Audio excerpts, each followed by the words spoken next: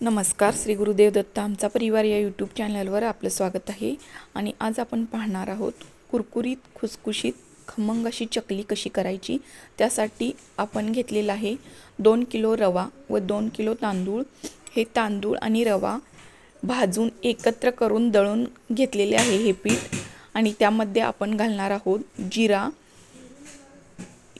जिरा चटणी, मीठ, भगवती, ओवा, तीळ, चकलीचा मसाला घालायचा आहे। आणि हे सर्व एकत्र करून आपण यामध्ये 2 वाटी एवढं तेल घालायचं आहे कडवून।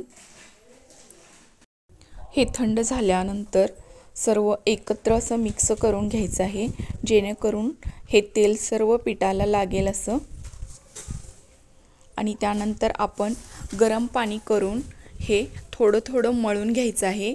हे गरम पाण्यानेच मळायचं आहे, थंड पाण्याने मळायचं नाही।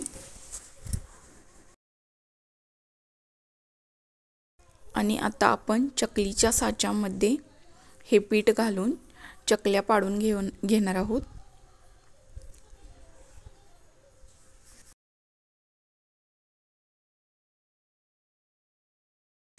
इथे पाहू शकता चकलीला किती काटे आलेले आहेत।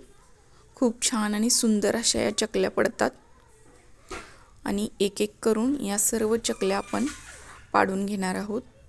हा आमच्यात पितळेचा साचा आहे, यामध्ये 10-12 तरी चकल्या सहज पडतात।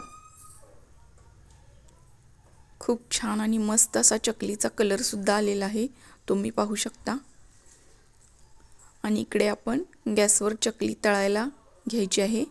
आणि इथे आमच्या ताई चकली तळत आहेत। खूप छान कलर आलेला आहे चकलीचा, पाहू शकता। जर तुम्हाला ही रेसिपी आवडली असेल तर लाईक करा, शेअर करा व सबस्क्राईब करायला विसरू नका। धन्यवाद।